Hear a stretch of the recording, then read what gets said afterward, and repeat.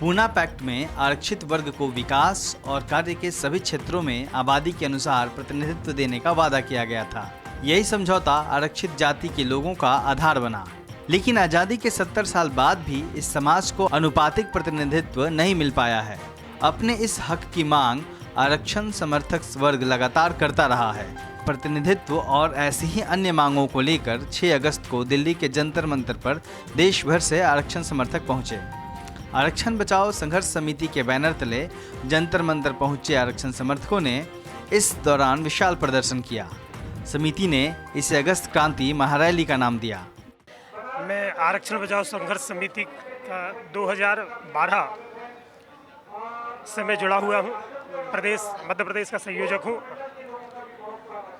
आरक्षण बचाओ संघर्ष समिति के माध्यम से पूरे प्रदेश के अंदर मध्य प्रदेश में मैंने आरक्षण बचाओ जन चेतना यात्रा भी निकाली, जिसमें हमने लोगों को जागृत करने का ये काम किया है कि जो हमारे अधिकार थे, जो हमारे संवैधानिक अधिकार थे, जो हमारे आर्थिक सामाजिक जो अधिकार थे, वो हमको मिल नहीं पाए।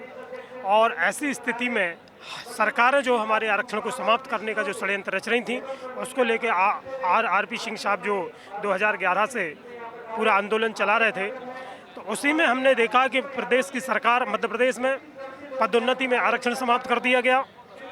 लगभग हमारे 2.5 लाख पद बैकलॉग के खाली हैं जो SC ST OBC के हैं, जिसको मध्य प्रदेश की सरकार नहीं भर रही। जब मोदी सरकार यहाँ 2014 में बैठी तो मध्य प्रदेश से पदोन्नति में भी आरक्षण समाप्त कर दिया गया। जैसी स्थिति में पूरे मध्य प्रदेश में ही नहीं, पूरे भारत के अंदर जो वर्तमान सरकारों का जो आरक्षण को ख़त्म करने का, हमारे SC ST OBC के लोगों को आर्थिक नुकसान पहुंचाने का, जो शिक्षा से वंचित रखने का जो काम करा जा रहा है, उसी को लेके यहाँ पर बड़ा जन समुदाय यहाँ पर उपस्थित है। इस महारैली का नेतृत्व आरक्षण बचाओ संघर्ष समिति के राष्ट्रीय अध्यक्ष इंजीनियर R.P. सिंह ने किया। इस दौरान आरक्षण पर बढ़ते खतरे को लेकर लोगों में काफी रोष था, तो दलित समाज पर हो रहे अत्याचार के खिलाफ भी गुस्सा साफ देखा गया। विरोध प्रदर्शन में आंदोलनकारियों की प्रमुख मांग पदोन्नति में आरक्षण के बिल को संसद के शीतकालीन सत्र में पास कराने की रही। आरक्षण समर्थकों के दबाव में राज्यसभा में यह बिल पहले ही पारित हो चुका है और आरक्षण समर्थक लंबे समय से इसे राज्यसभा में पारित करने की मांग कर रहे हैं। इस मौके पर समिति की ओर से सरकार के सामने अपनी 15 सूत्रीय मांगों को भी रखा गया।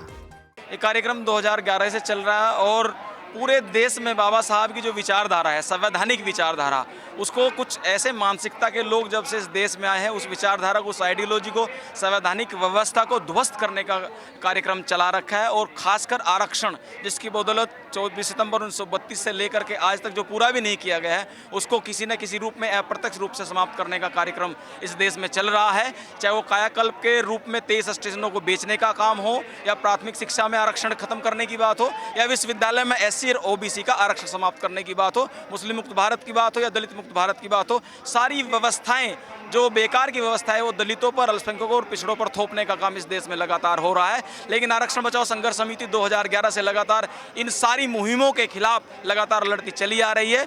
और इसी संघर्ष के बीच, इस कड़ी के रूप में, अगस्त क्रांति के रूप में, हम फिर संविधान के दर पर अपनी 15 सूत्रीय मांगों को लेकर के यहाँ आए हैं और महामहिम राष्ट्रपति से मांग करते हैं कि आरक्षण पर जो कुठाराघात हो रहा है उसे रोकने का आप काम करें, वरना इस देश की यदि 85% जनसंख्या जाग गई, जिसको आपने सुलाया हुआ है, तो इस देश में कुछ भी हो सकता है। ज्ञापन देने जा रही है। जी। वो 15 सूत्री क्या है, आपकी मांग क्या? हमारी आरक्षण बचाओ संघर्ष समिति ने गाँव से लगा करके, गाँव, ब्लॉक, तहसील, जिला, प्रदेश और पूरे देश में अपनी इस मुहिम को छेड़ने का काम किया है। 15 सूत्रीय मांग पत्र में वो सब कुछ है, उसका नाम आरक्षण बचाओ संघर्ष समिति है, लेकिन इसमें संपूर्ण सब चीज़ें हैं। हम राइट टू एजुकेशन की बात भी करते हैं, राइट टू एम्प्लॉयमेंट की बात भी करते हैं, हम राइट टू हेल्थ की बात भी करते हैं। इस देश में जो बच्चे पढ़ लिख करके ग्रेजुएट कर चुके हुए, उनको रोजगार की गारंटी सरकार दे, उनकी जिम्मेदारी ले, जो बीमार है उनको स्वास्थ्य गारंटी ले, और right to similar and compulsory education की बात करते हैं कि इस देश में सबको एक समान शिक्षा हो और आवश्यक शिक्षा हो।